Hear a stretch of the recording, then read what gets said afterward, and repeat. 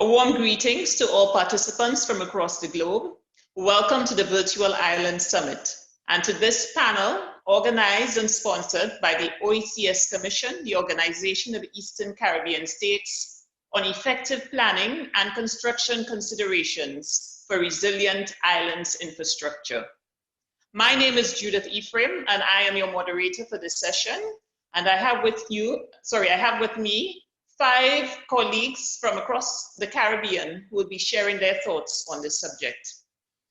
As small islands, we are particularly vulnerable to both man-made and natural hazards. But there has been an upsurge of disasters affecting islands, and these disasters has really underscored the need for us to address resilience. So this panel this morning or afternoon, depending on whatever part of the world you are in, will be addressing some of the key considerations that need to be taken on board when considering resilience. At this point, I would like to introduce my first panelist, and he is Mr. Chamberlain Emmanuel, and he is from the OECS Commission. He will share with us just a snapshot of what has been happening, particularly within the Caribbean with respect to resilience and disasters, which has really driven the need for us to discuss such a topic. Welcome, Mr. Chamberlain. But before Mr. Chamberlain speaks, I just wanted to remind us that there is a poll, just so that we can get a quick snapshot of who is actually following this session. So you should be seeing the poll now, and if you would just submit your votes at this time.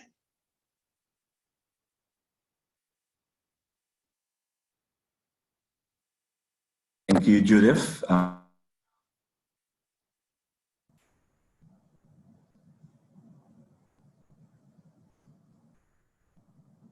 Okay, excellent. So we see that we almost have a tie between the Caribbean and North America. Thank you, colleagues. Thank you for sending your submissions. There's another question, another quick poll. Which sector best describes you?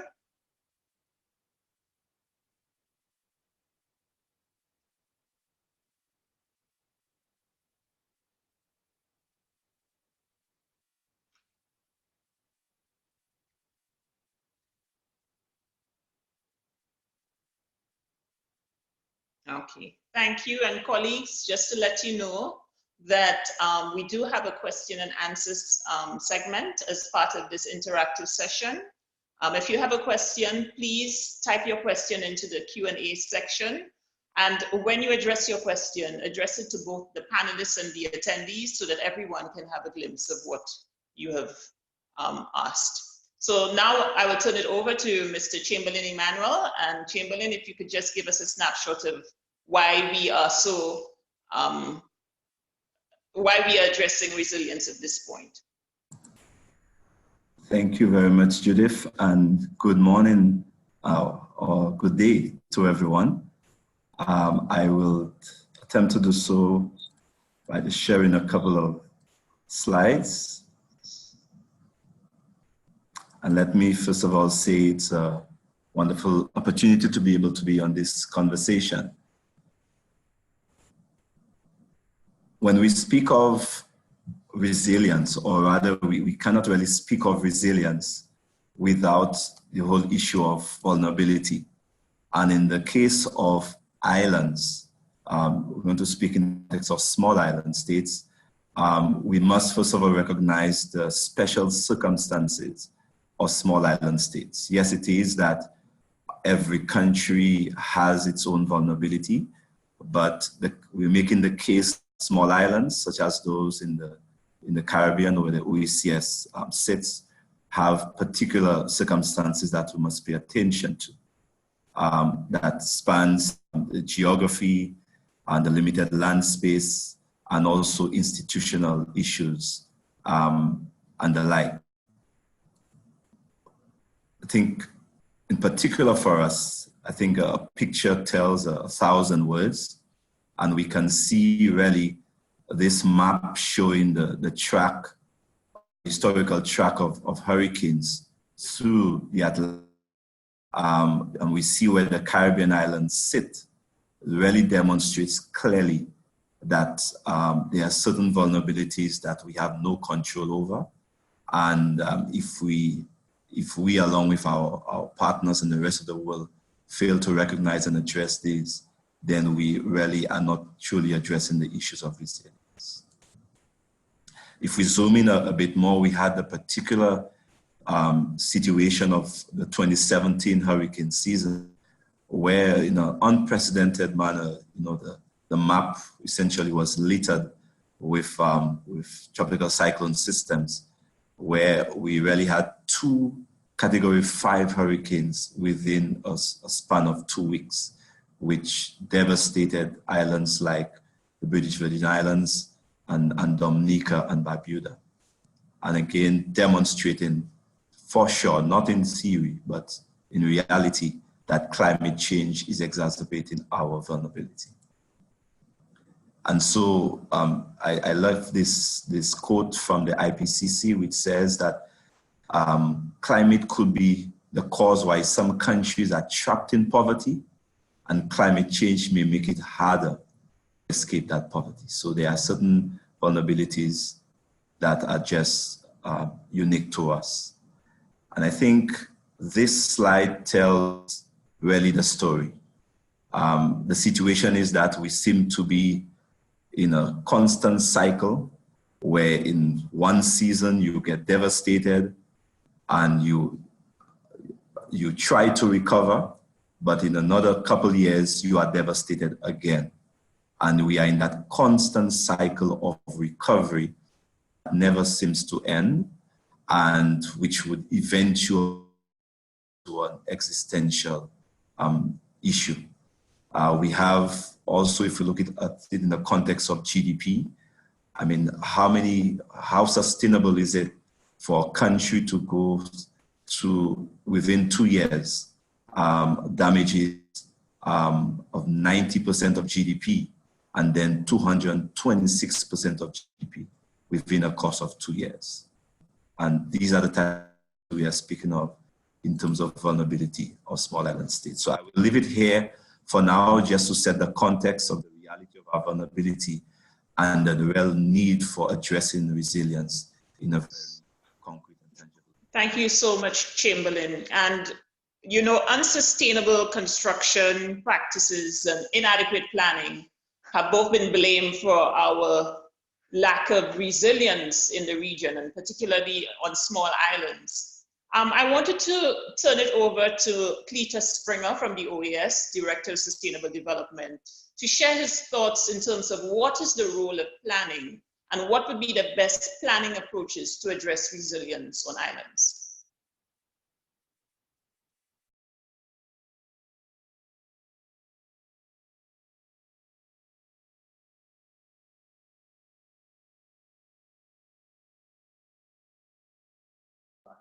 Cletus, we believe you need to unmute yourself.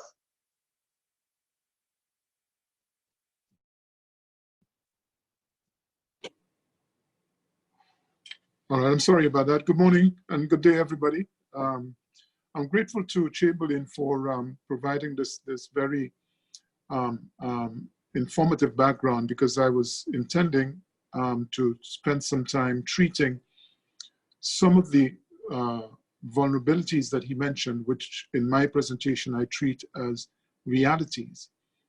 Planning has always been indispensable, but its importance in SIDS is being, I think, forcefully reestablished by the specter of the destruction from extreme weather and other disasters that we've experienced in our regions.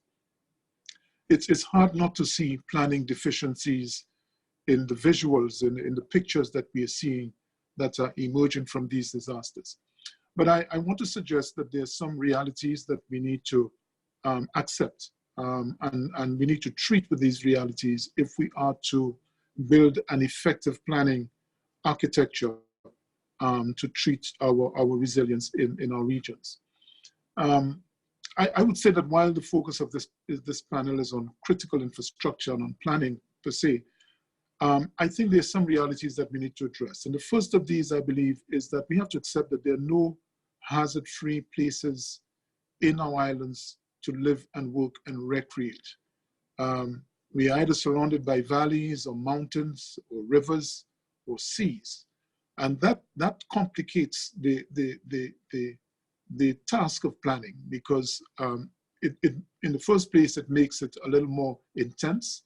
And it means that you really have to spend a lot of money to ensure that wherever people build or wherever business takes place, transactions take place and so on, that these are safe places to do that. And it's because people live in these spaces that infrastructure is brought to these places, and that makes it an issue. The second reality I see is that of entrenched poverty. And in the discussion on planning, poverty is usually passed on to the area of social planning, but it is an important area of physical planning as well, because it has a lot of knock-on effects on infrastructure provision. In the first place, it impacts the cost of infrastructure, because utility providers, when they do their arithmetic, so to speak, and they try to determine adequate rates of return on their investment, the poverty and the ability of people to pay for these services is an issue. And what we have in some cases is that the infrastructure that is built is either hastily built, and the materials that are used are sometimes inferior materials. The third reality is that the poverty is also a factor at the macro level. Many governments in our regions, they have very tight fiscal windows that limit their capacity to invest in resilient public infrastructure. And it's the reason why, in some cases, roads are built without proper drainage. In St. Lucia, where I'm from, in the 1980s and 90s, we took a conscious decision, because we didn't have the money. We took the conscious decision that we would have to build some roads without drains. And that, in essence, put us higher up in the risk profile threshold for these infrastructure. Because the governments don't have a lot of national income, they are forced to look externally for their resources. And that external funding usually comes with conditionalities. Conditionalities in terms of procurement, the types of equipment that can be sourced, the places where that equipment can be sourced, and in some cases, that the technology that is used is not appropriate to the needs of the islands. The fourth reality that I see is the fact that we have a really chronic situation in terms of our historical data. We don't have reliable historical data to inform the design of resilient infrastructure, to inform things like hazard risk assessments, to measure impacts of climate change and so on. And in the OES, in the Organization of American States, we saw this weakness in a post-Maria assessment of the water supply system in Dominica. The development and application of hydrological models is affected by this. We don't have sufficient local data to properly calibrate our hydrological models, and that is affecting the engineering designs that we come up with for our infrastructure. I think there's a need for greater communication and collaboration between agencies in the meteorological, hydrological and spaces in our islands. The fifth reality that I want to highlight is that our planning agencies are not adequately resourced. I'm tempted to say they're weak, but as an urban planner myself, I can't bring myself to quite say that. In most OECS countries in particular, we have a situation where our forward planning is fused with our development control. And while this has worked well in the planning agencies and St. Lucia in the 90s and so on, it is not the best arrangement. And to some extent, either development control suffers or forward planning suffers. And a final reality that I think we need to treat with is that planning does not enjoy the unequivocal support of our political directorates and our private and corporate citizens. It is generally treated as an irritant. In some islands. It's seen as taking up time, And governments with the 5-year electoral cycles tend to want to see things move a lot faster than the planning capacity is able to deliver. So these are some of the realities that I think we need to treat in looking at effective planning for resilient infrastructure. So what remedies are there to the situation I've described? The first, I think, is that governments need to focus on building resilient economies. And I say resilient economies because, in a sense, you can't build resilient infrastructure if you don't have resilient economies. And the ability of governments to fund their own development is important. And the fact that was pointed out by Chamberlain that with every cycle of the hurricane season, infrastructure gets damaged and countries must take loans and things of that sort.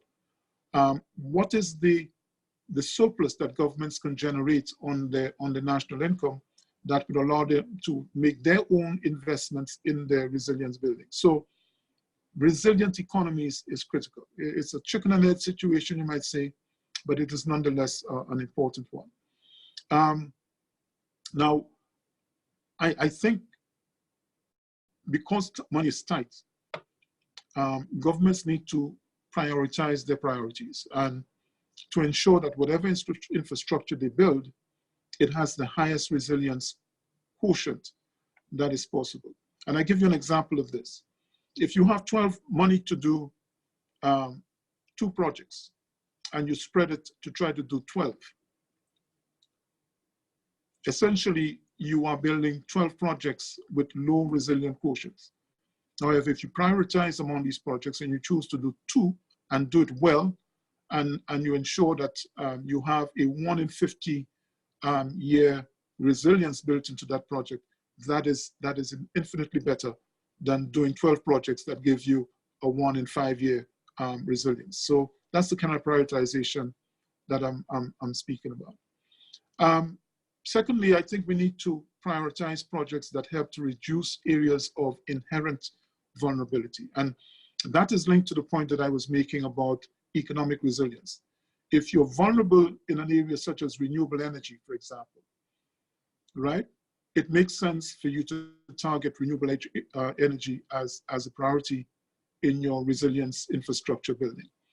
Because if you can reduce on the cost of energy, you can increase the competitiveness of your firms, you can save foreign exchange, you can save national income, and that puts you in a better position to invest in resilient infrastructure.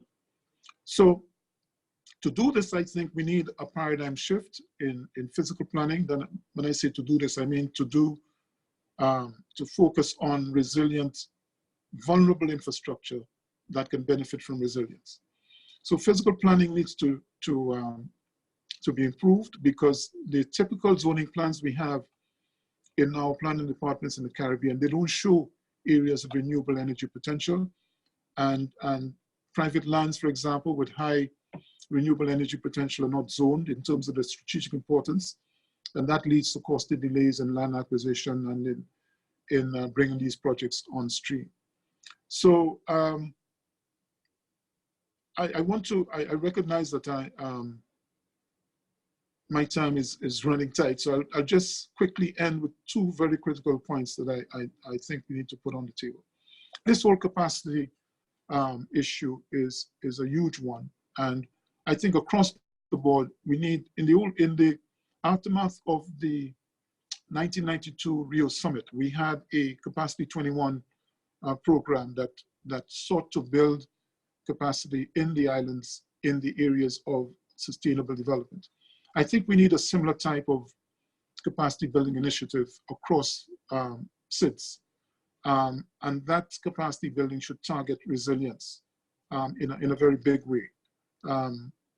And in the OECS, for example, I think a sub-regional approach, capacity needs assessment might be done to determine what gaps exist in the islands and how best these gaps can be filled. And finally, I would suggest that we need to build the capacity of our professionals engaged in the construction industry. We have severe weaknesses in that area. We have people who should not be building houses.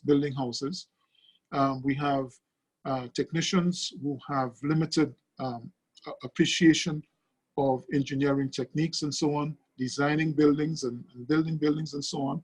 And you see it in the pictures that are reflected after disasters. You see huge chunks of siding, wall siding, with no steel at any interval.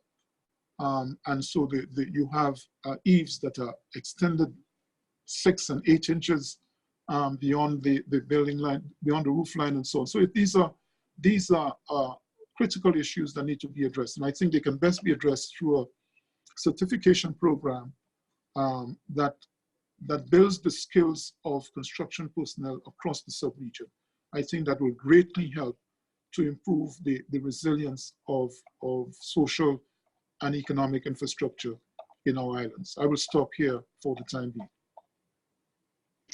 Thank you very much, Cletus. I think you've raised some very interesting points. And as we can see, there are quite a few questions coming in. We hope that you will have the time to respond. But I think you've created a good segue into introducing our next speaker. And he is Mr. Paul Mondesi, the Capital Works Manager for Physical Infrastructure with the newly established Climate Resilience Executing Agency for Dominica, CREED. Paul, we know that you've had quite a bit of experience in the region looking at projects that have been impacted by disasters. Cletus has already pointed out some of the shortcomings, some of the limitations with respect to planning in the region, and we anticipate that this would be similar for most islands. What, in your mind, would resilience for an island look like, considering that we have limited capacity, considering that we have limited resources? And can you share with us some of the work that your agency is doing with regard to building resilience in Dominica?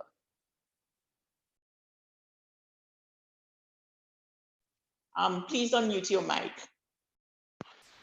Thanks, Judith. I want to say good day to my fellow panelists and the attendees. It is indeed a privilege to be sitting on this call. As you mentioned, I'm employed with the Climate Resilience Execution Agency for Dominica, better known as CREED. And just to give a little bit about CREED. CREED is leading on the mission to make Dominica the first resilient country in the world.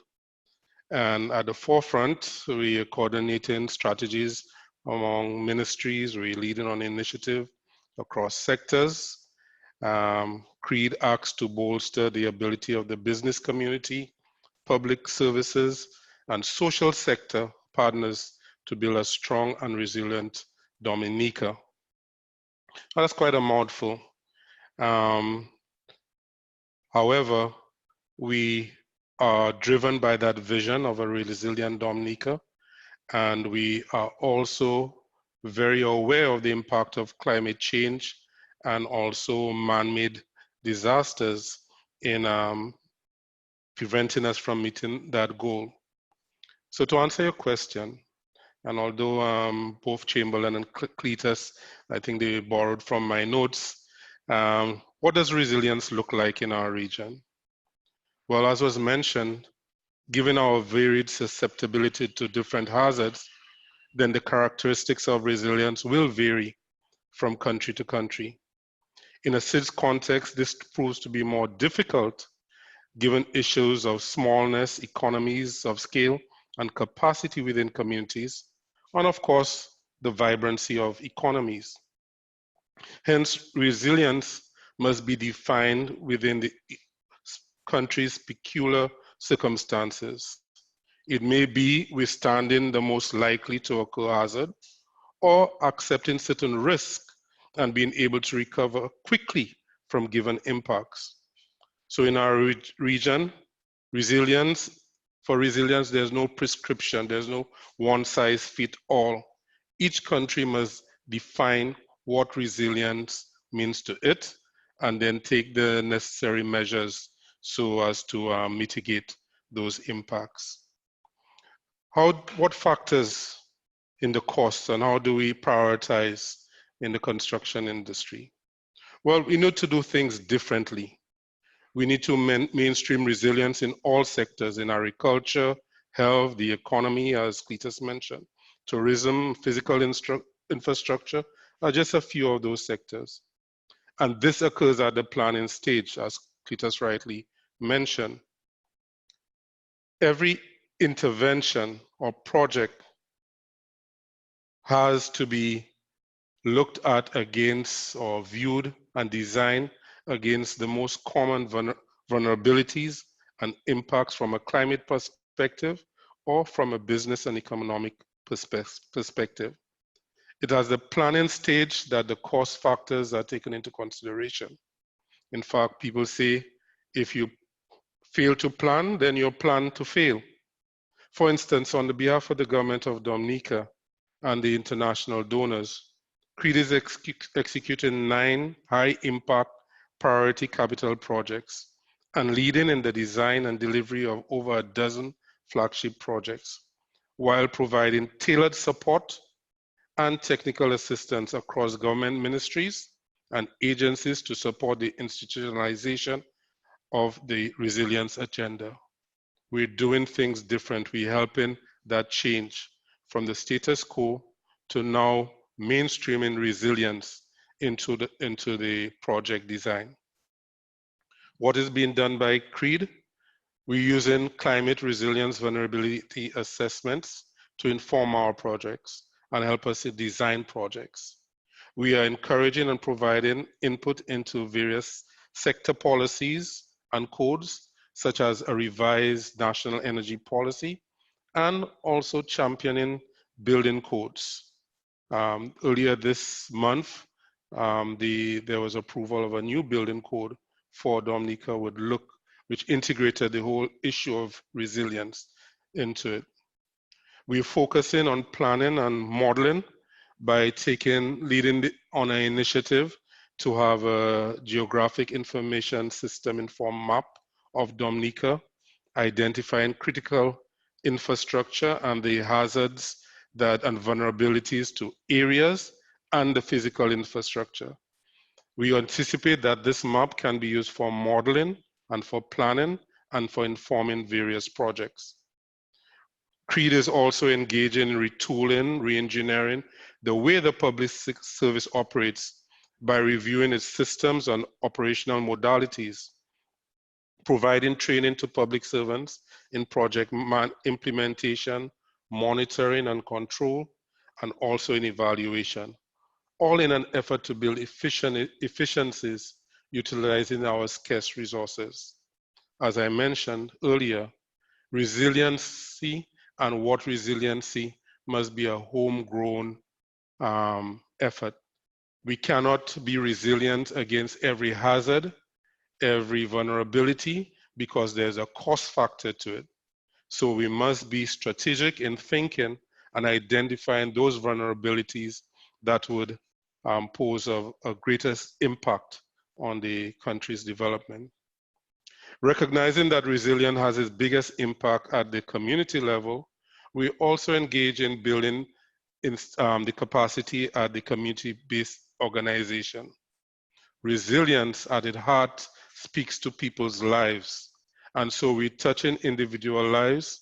We have a school-based program that speaks to strong bodies, strong minds, all in an effort to build resilience within the people of Dominica.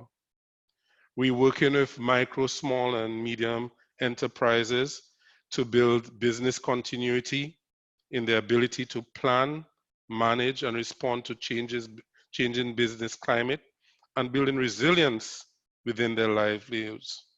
So in a nutshell, what is CREED doing about resilience? Well, we're defining metrics, targets, and milestones for resilient Dominica. We're developing Dominica's Climate Resilience and Recovery Plan, what we refer to as our CRRP, and this is our Bible for guiding Dominica's move to being a resilient nation and the first in the world. And also, we are identifying data-driven, compelling and actionable initiatives that support strong communities, economic sustainability, and adaptive infrastructure, supported by valuing, financing, and institutionalizing resilience. That's quite a mouthful, but as I mentioned earlier, we're looking to do things differently in the planning and design of our projects. Thank you very much, Paul. I think you've shared with us a very good synopsis of the comprehensive and integrated approach that Dominica has taken in addressing its resilience building. It really shows that in addressing issues such as resilience, one needs to be innovative, the approach needs to be inclusive, and it must be one that is sustainable. I think you've really underscored the need for, at the national level, for there to be integration and cooperation amongst the various agencies. But I think as small islands, we know that even when we try approaches that are comprehensive and multidisciplinary, we are still stretched in terms of our resources. I want to now return to Chamberlain as a representative of the OECS, an intergovernmental agency that really seeks to promote collaboration and cooperation among the small islands of the Eastern Caribbean. If you could just share your insights and some of the plans that the OECS currently has in terms of building resilience, seeking to strengthen that cooperation amongst its member states so that we become more resilient to the disasters that we are currently being faced with. Yes, thank you very much, Judith. And it's been really interesting presented so far by Cletus and Paul. And I'd like to just share this slide, which is really it looks complicated, but it's not. It's a framework really that was originally articulated by Dr. Jules, our Director General. And I think it really sort of just in a concise way demonstrates what Paul was indicating, the approach that Dominica has taken. And this is really the thinking that we also as OECS has adopted in the way we approach dealing with this for our member states. And so to the top right-hand corner, we really see the various categories, for want of a better word, of our vulnerabilities. So we have the environmental, the economic, the social and technological, but showing critically that these are not, in silos. There's a interaction between all of these. So the environmental vulnerability leads to economic vulnerability, and you can see the mix and match. And there are various events that will touch on all of them or some of them together. So it really becomes a very complex and intertwined really impact when we are struck, whether it be hurricane or maybe even a financial crisis. But then if you look at the bottom right, what Paul was indicating is really you need to consider the circumstance of each island, right? So what Cadmus has done here is to really do a vulnerability assessment, to assign a scoring to various islands across various issues and sectors to really demonstrate that each island has a level of vulnerability across different sectors. And so that needs to be taken into consideration. And then on the left-hand side, these are sort of beginning to articulate the responses related to the various vulnerabilities that have been identified on the right-hand side. So this is sort of like that complex and iterative and coordinated approach to be taken in addressing these. Specifically, the OECS, just to use an example, and again, I will piggyback on on what was said in the IPCC report, the Intergovernmental Panel on Climate Change, the AR4 report, which really I think goes back to what Cletus was indicating. And it says that well-planned early adaptation actions has been shown to save money and lives. And then critically, in many instances, there is a need for integrated hard and soft approaches to ensure long-term sustainability. And this is where, you know, we have to get it right, the hard and the soft. So many times as Cletus indicated, sometimes our policymakers, you know, are probably more motivated by the sexier, hard interventions. But these can only be truly successful if they are done together with approaches. So on a project that we would have executed, support from one of our partners, the European Union, we would have sought to deal with adaptation under the context of sustainable land management. And you can see here that SLM really, because our land resource is so limited as islands, yet so critical, underpinning most of our economic activities and social activities. If we were to build resilience in our land, it really touches on many aspects of our lives and our economy. And this is, again, doing it using hard approaches and soft approaches. Therefore, we would have dealt with issues of framework. So land policies, climate adaptation strategies. We would have dealt with issues such as, you know, our water management policies, and as mentioned, the building code. We would have revised the OECS building code in a way that takes into consideration the specific circumstances of our member states, not just in terms of the actual technical provisions, because these are essentially the same across member states, but understanding critically what it would take to implement those provisions in the context of the specific countries, their laws and their capacities, etc. So that was done, and it's now an excellent tool for member states now to take this and to move forward successfully, as Dominica has done, as Paul indicated. The second aspect is in terms of capacity building.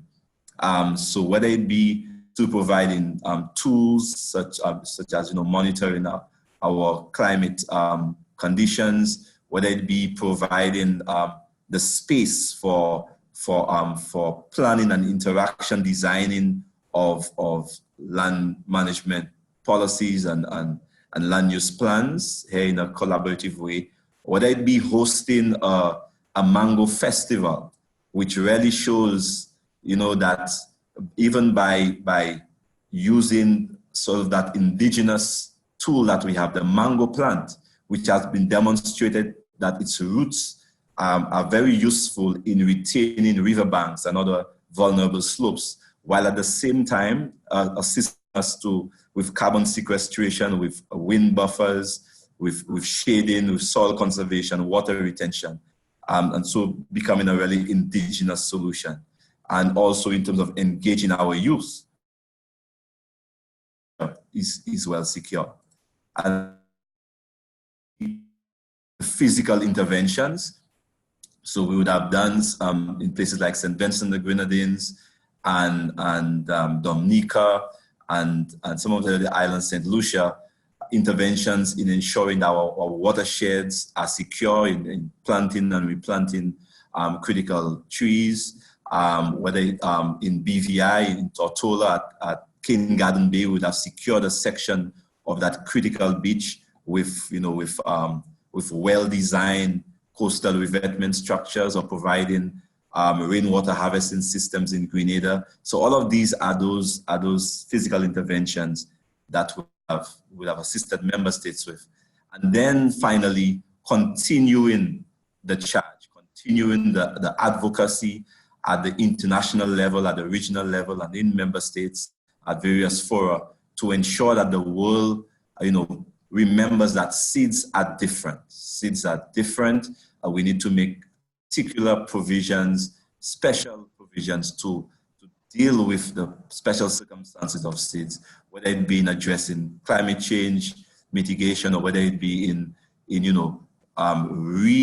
reframing the way we are looked at in terms of just being considered as GDP being middle income states.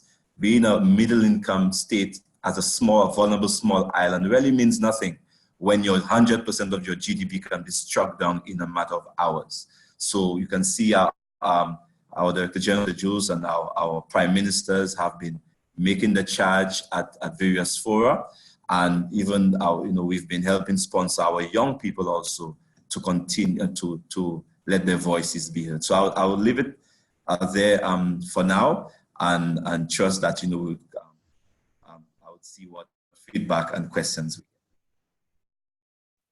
Thanks, Chamberlain. I think you've shared some very interesting activities that have been undertaken. I'm particularly encouraged at the ones looking at our indigenous solutions, because I think when it comes to addressing this whole issue of resilience, innovation has to be a big part of the solution. I think another area that needs to be critically addressed is that of financing. And I'm happy that we have with us here, he has been sitting a little silent for now, but Dr. Angus Friday. He is the executive chairman of the Atlantean Biosphere Program, and he's also an advisor to the Caribbean Climate Smart Accelerator, and he's very versed with the issues that we are discussing here.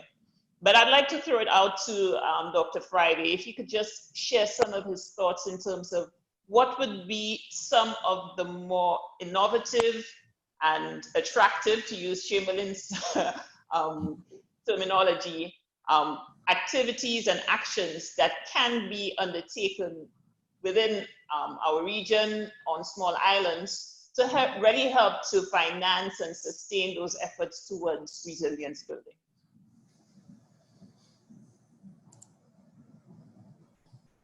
Please unmute your Sure. mic. Well, thank you very much. And let me just say how pleased I am to be here today, representing also the Caribbean Climate Smart Accelerator. And it's great to see so many people from all around the world. I saw Morocco, Scotland, Hong Kong, and various parts of the Caribbean. So I'd just like to give a special shout out to anybody out there from Grenada, and also my colleagues from the Caribbean Climate Smart Accelerator. In a couple of the earlier presentations, we heard about the hurricane season of 2017. And I'd like to sort of frame the whole issue of effective planning and construction for resilience and infrastructure around some practical steps that we took in Grenada, and to build the what we call, and it's great to see what in fact we've taken a leaf out of Dominica's page, what we now call what we hope would be the Caribbean's first climate smart city. But all of this comes in the context of the 2017 hurricane season, working with a number of Caribbean countries, with the OECS, CARICOM, IDB, World Bank, CDB, and others, to make the Caribbean the world's first climate smart zone. And coming out of that, we set up the Caribbean Climate Smart Accelerator, which is working on resilient infrastructure and smart cities, electric vehicles, renewable energy and energy efficiency, oceans and climate smart agriculture, and of course, innovative financing. In Grenada, I'm just going to throw up a presentation here, which we'll say a bit more. I take it that everyone can see that.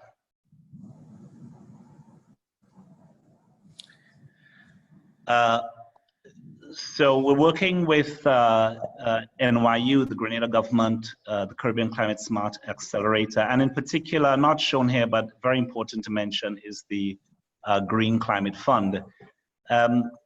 Grenada is considered to be below the hurricane belt, but in 2004, we had Hurricane Ivan, which caused damages worth 200%.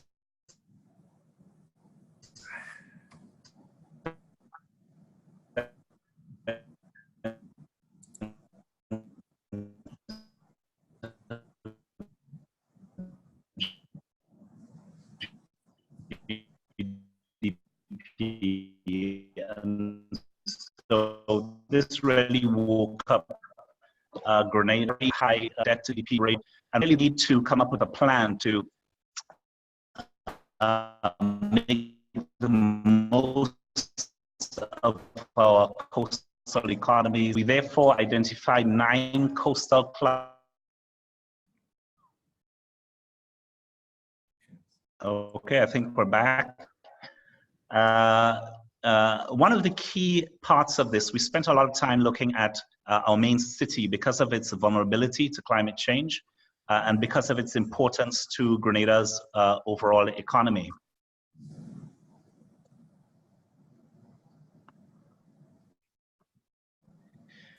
And we looked at areas where we could have very specific interventions that would really help to boost employment. But within this, we looked at the whole issue of making the city much more resilient. We came up with a plan working with the Green Climate Fund in particular because remember, Grenada's debt to GDP ratio went up to around 110%. The new government coming in 2013 worked assiduously to bring this back down to, well, it's around 65% now, and the aim is to bring it a lot lower. So it was always going to be important to find sources of funding which would be highly concessional or which would be in grant form. And Grenada had a very good experience working with the Green Climate Fund to facilitate a large grant facility, about 35 million for water infrastructure project. So together with NYU and the Green Climate Fund, we envisaged the climate smart city and how we could make our city much more resilient, and indeed how we finance that. The red line you see in the slide here, that's what we call our Carenage, which is our main waterfront on the in St. George's. And this waterfront is very close to water level. When we have storm surges, it breaches the road and the buildings begin to flood. So we came up with a project where this would really be at the center, but we look at 9 other aspects of this climate smart city, including issues around low carbon, movement, e-mobility, traffic, the airport, urban densification, Grenville, which is on our second city, sewage, energy efficiency, and so forth, and capacity building, which we figured would be quite important. We put a number of tide gauges around the eye. Can you see that? No, we're not seeing your screen, so if you could just share your screen. Okay.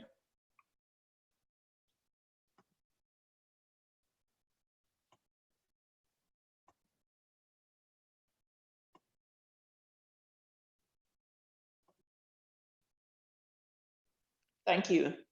Yep.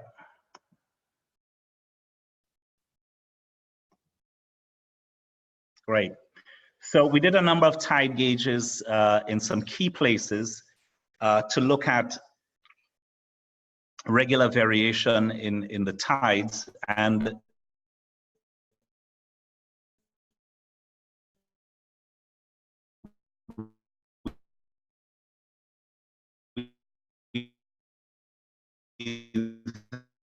then Angus, I'm sorry to interrupt. with Maybe NASA stop showing your video. We'll be able to hear do you. a number of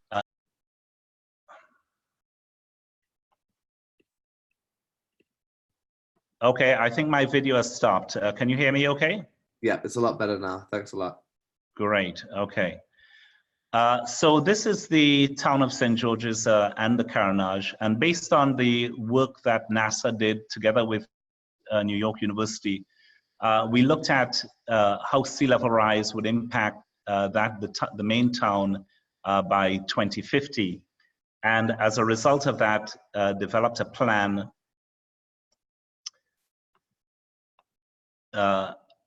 and here we see again what sea level rise would look like in different parts of the Carenage. So this is going to be something which will require both hard and soft infrastructure.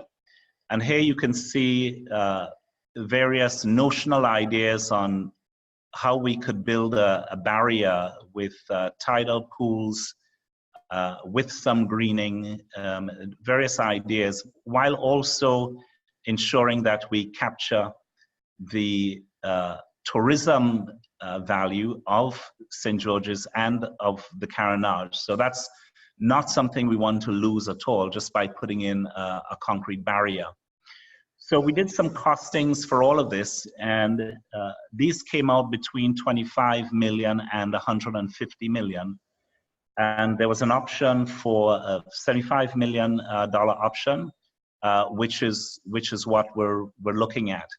Now, to make the most of the Climate Smart City program we have with the Green Climate Fund, we have a number of satellite projects around this, such as LED lighting, electric mobility, e-government to reduce the amount of traffic going in, and ways in which we could make the entire project a living university.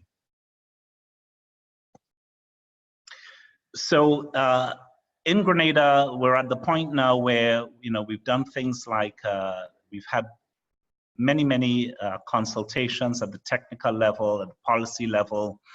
We've held a Climate Smart City Expo to expose more of the population to our ideas and to hear back from them. And we're at the point now where we are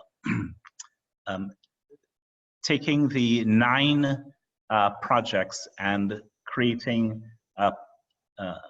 applying for project preparation facility from the Green Climate Fund, which would take us on to the very practical engineering studies that need to be done. So the whole issue of working with players like the Green Climate Fund cannot be underestimated. In a country like Grenada, where we're working assiduously to bring down the debt to GDP ratio, finding forms of grant funding and concessional finance is hugely important. Working with the World Bank also has IDA, which they've increased significantly. And not all islands in the Caribbean have access to IDA. Some have access to IDA, some IDA blend, and some IBRD, based on their GDP, per capita GDP levels. Grenada falls into the blend category. And we've been very pleased working with the World Bank of their ability to mobilize a large portion of our IDA allocation and to fast track that, which is one of the key things which was important to the Prime Minister. Let me just say one other thing, and this is quite important to us at the Climate Smart Accelerator, because we see this as a key tool for others in the Caribbean. Where there's high levels of indebtedness, we feel that the debt for climate swap, the debt for nature swap, could be an important tool to help countries, one, bring down their debt stock, two, reduce the monthly outflows going out of the country due to debt repayments, and three, to pay for and to employ local people to do environmentally related projects, such as coastal protection, for example, And we're very pleased to be working with players like the Nature Conservancy on this. And this is something that you're going to be hearing a lot more about.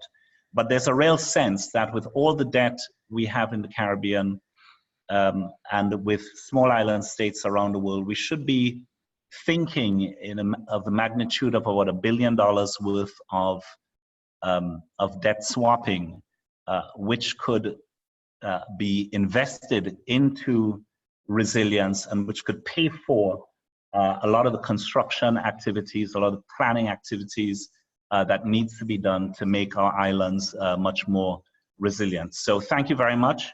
And I look forward to further questions and to the remaining discussion. Thank you. Thank you so much. And I really appreciate not only the insights in terms of what are some of the plans that Grenada has, but also engaging on some and providing some information on some of the facilities that are currently available and some of the potential partners for our islands. I've been looking at the question and answer segment, and I must say it has been quite interactive. So I would encourage our participants, our attendees, to continue to share their information and to pose their questions.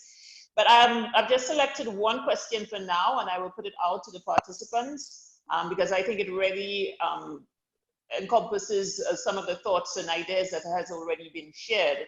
Given that planning for resilience really it requires both a political and a soft touch, so to speak, in terms of some of the incentives to encourage resilience building. And sometimes this can be a little challenging, or it may take some time. What can we do in the meanwhile, and how can we engage our communities to work towards building resilience whilst we continue to develop and implement and institutionalize those policy requirements that are necessary? Perhaps Chamberlain, you can start with that. How can we engage our communities? Well, thanks, Judith. And I think that is where we really change the DNA of our islands, when we can really impact at the household and the community level. And that happens, I guess, through various ways, whether it be through education. And by education, I think really speaking about getting to our youth, getting to our school age population, to that conversation part of their curriculum, so that they begin to own their future and not just be victims to what we are doing to them. And that also, once you have at the grassroots level and at the youth level, the ownership and that sort of advocacy, then that really gets the attention of our policymakers. It's one thing for us technocrats to be, speaking from our high chairs, but when the outcry comes, from the grassroots, our policymakers have no choice but to listen and to make some changes. So I think that's at least one area where we can. Paul, thank you, Chamberlain. Are there any immediate plans with respect to the CREED in terms of engaging communities? Thank you, Judith. And I want to endorse the sentiments espoused by Chamberlain. We at CREED, we see communities at the center of resilience. Any impact is felt heavily at the community level. And so we have community specialists who go out and they meet with the village councils, the various councils to help build capacity. Interventions take place within communities, and even in our physical infrastructure, we cannot discount local knowledge. There are a couple projects that we have been implementing, and the insight received from local knowledge has been outstanding. Why is it that during Maria there was significant impact in certain communities? When the community persons, the village councils tell you why, you'll be surprised, because as an engineer, as a technician, these would not have been on your radar, but they would have been attendant situations that exacerbated the effect of Maria. So we recognize the importance of engaging communities, and our interventions are geared towards including them in whatever we do, whether it's in agriculture, in health, in infrastructure. We engage communities, and we have specialists on staff who take up that role of informing, empowering, and getting information from the various communities. Okay, Cletus, we've spoken, thank you, Paul. We've spoken quite a bit about planning and the importance of planning. And oftentimes, even when we do have plans and policies in place, it's often difficult to start the implementation. I'm gonna ask you, it's a bit of a tricky question, but in your own analysis, where do you think small islands should start? How do they prioritize the areas where they could have the greatest impact when it comes to resilience? Thanks, Judith. And I think the answer to that question, or at least part of the answer to that question, can be connected to the previous question that was asked on the community resilience issue. Because I think resilience, if it is not community-based, is not effective.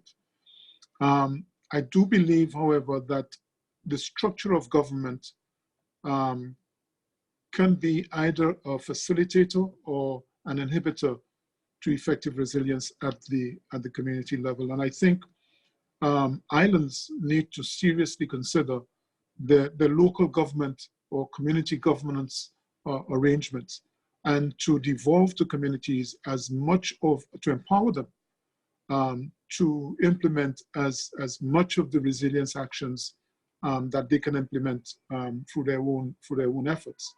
And I think an appropriate start would be to do a community by community vulnerability assessment, and to prioritize the actions that flow, that might flow from that assessment.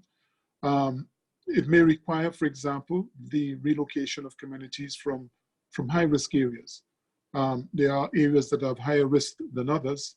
If a community is near the ocean or the coastline, and that coastline has been historically impacted by tidal surges or storm surges and so on, it makes sense to relocate that community to an area that is not as heavily impacted. So I think it has to start from the ground up. And it also has to be supported from the top down. There's an aspect that we have not discussed as yet, and it is relevant in the context of community resilience, and that is the role of the private sector. Many islands have tourism as the base, at the base of their economies, and all tourism facilities are community-based. But what is the role of these resorts and so on in the overall resilience of the communities in which they are based? We are going to be testing this with a project that we will start implementing in the first quarter of next year, where we will look at the role of small and medium tourism enterprises in building the resilience, the continuity as businesses, as well as improving the resilience of the communities in which they are located. In Dominica, we found that even though hotels may not have been as heavily impacted and could have come back on stream within, say, a week of the passage of Hurricane Maria, because the homes of the workforce that was used by that hotel or these resorts, because the homes of these workers were affected, these resorts didn't have a workforce because people were focused on rebuilding their roofs, replacing their windows, and things of that sort. So I say this to say that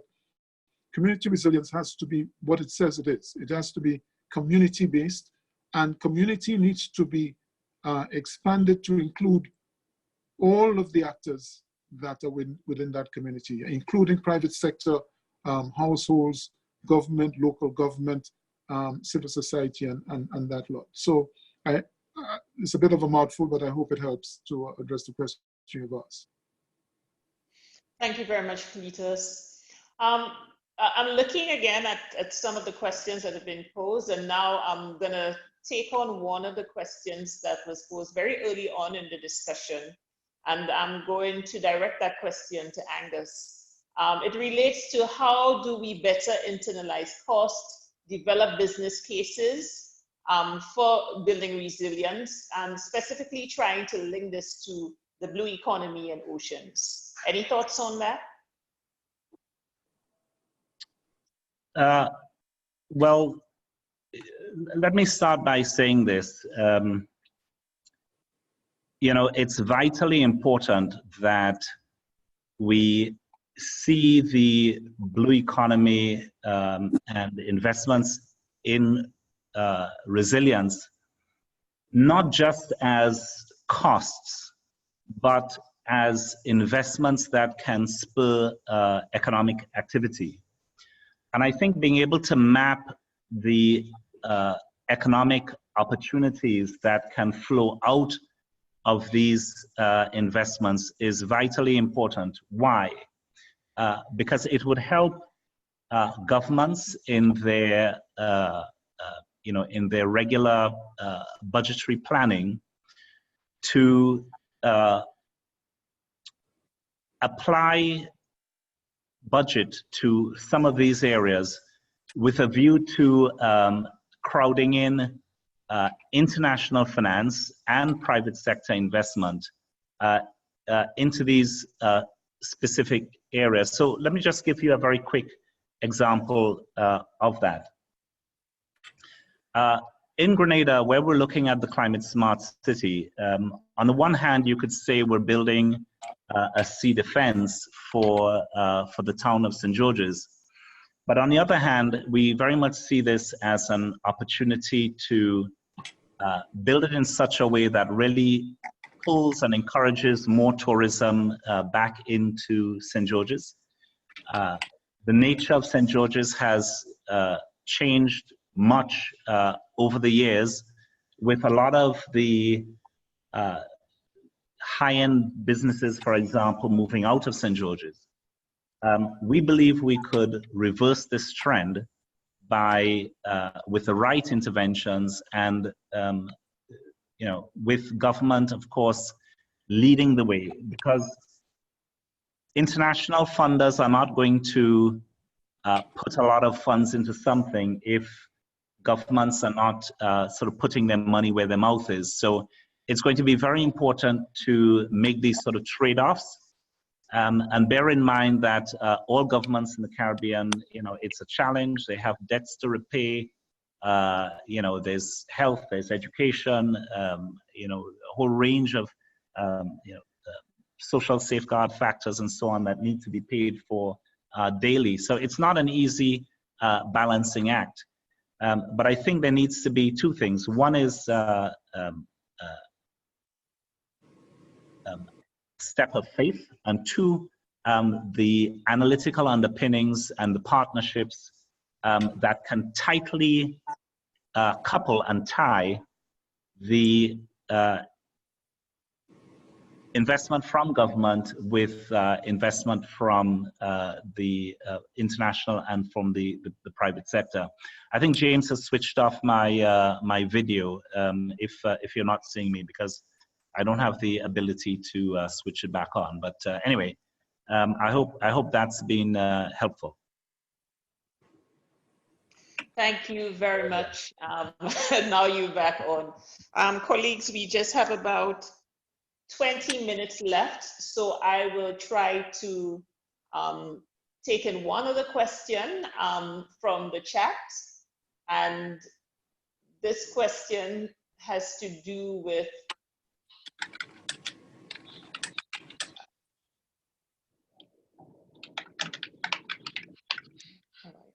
All right, whilst we're experiencing some technical difficulties there, so before we take that question, we wanted to address the question of land banks and how do we also take in considerations for building codes and zoning restrictions, especially when you have limited land space and competing uses. Cletus, perhaps you may want to start off. Yeah, that's a tough one, Judith, because when you look at the land mass of our islands, there's not a lot of land that you can put in a bank. But it all has to start, I think, from a strategic assessment of land in terms of its national value. We haven't done a lot of that in our islands. There are lands that are of strategic importance that are in the private sector. There are lands that are held by individuals.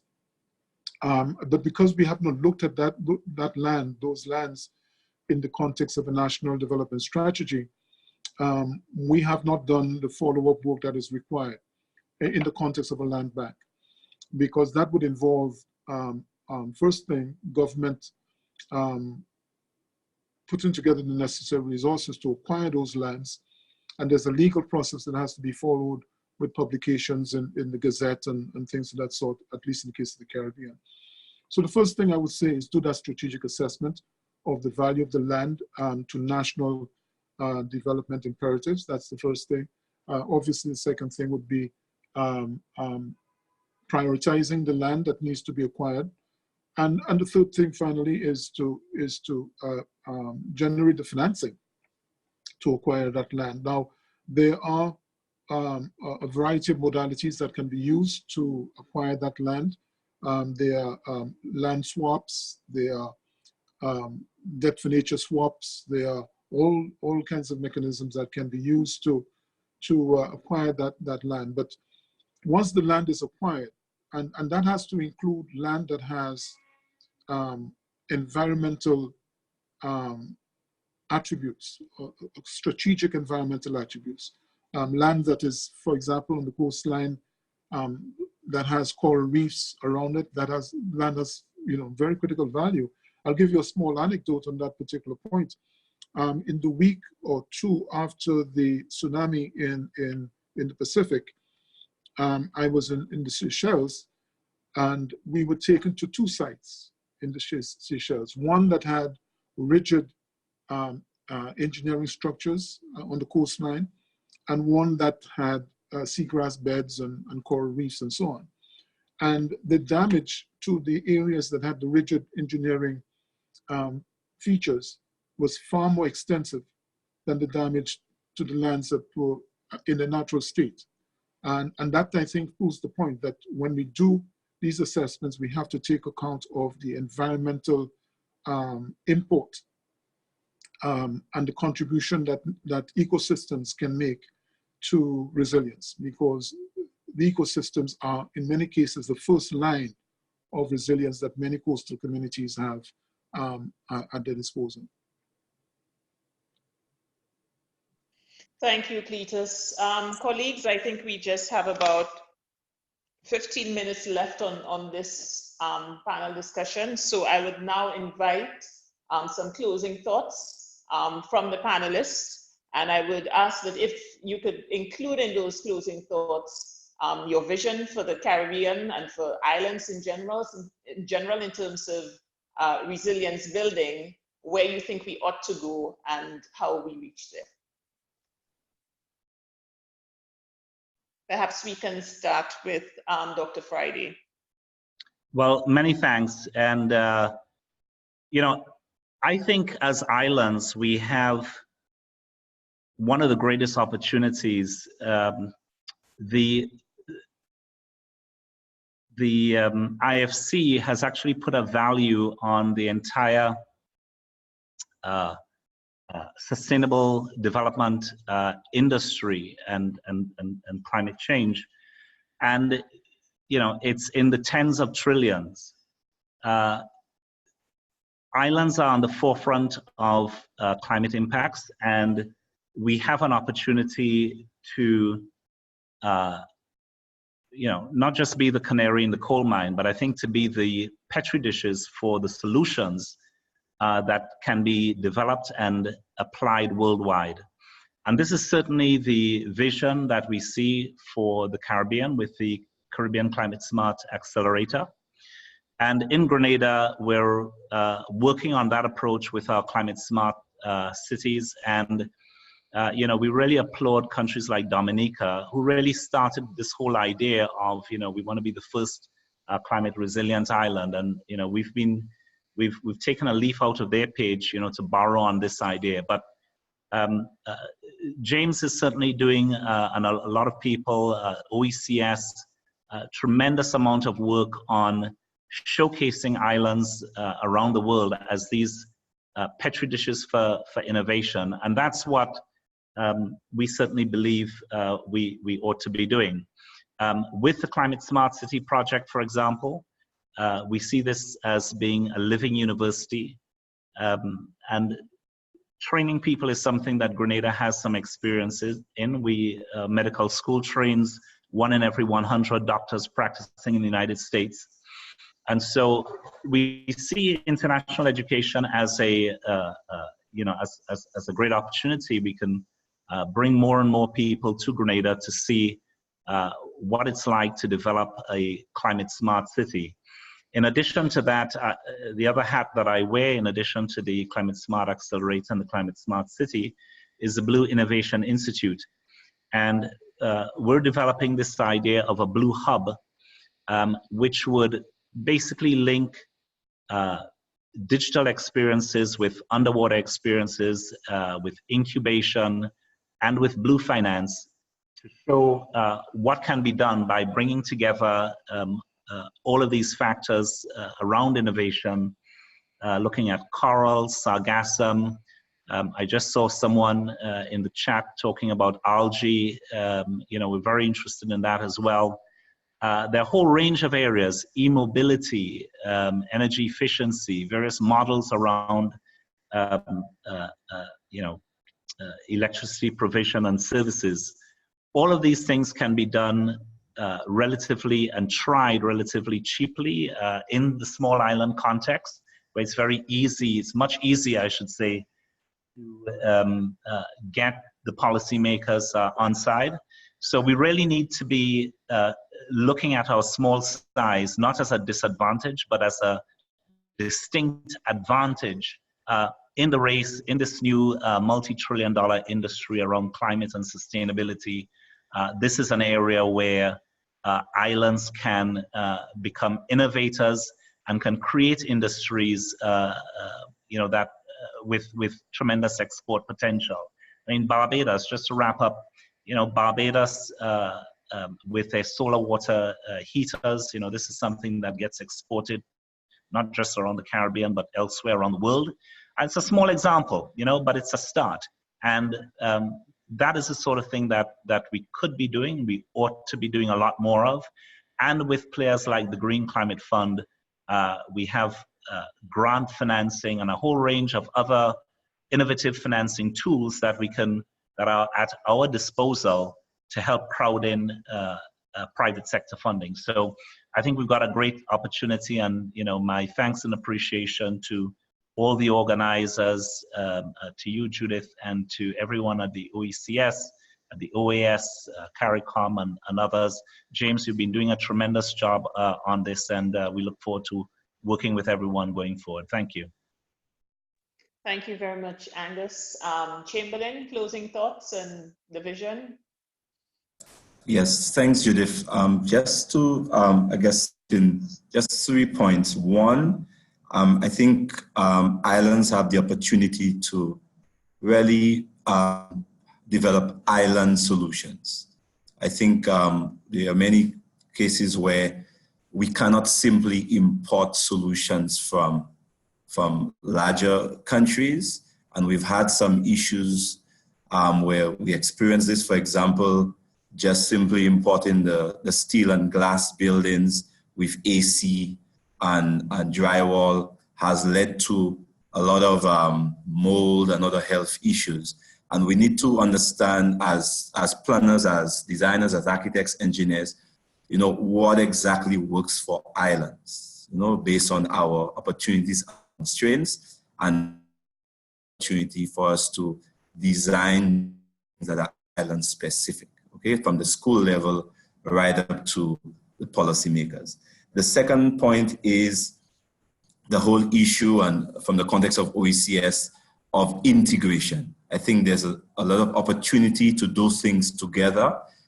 We are limited on our own because of just the fact of our size, capacity. But what the OECS and integration has demonstrated is that despite of our limitation, when we pull together, there's a lot we can do. For example, as the OECS having this one currency within our economic union, which really has been an extremely stable currency union despite of all these economic crisis, etc., is an excellent example of what islands can do together despite of the individual vulnerability. And lastly, want to indicate the tremendous importance of partnerships. So even going beyond our coming together individually, I think it's an opportunity for well-meaning partners, development agencies, private sector, etc., to really see this as an opportunity to make a real difference through real dialogue, not just imposing certain things on islands, but coming together, having a true dialogue and helping us, whether through financing and technology and other means, to really be able to have a strong footing when it comes to resilience. Thank you so much.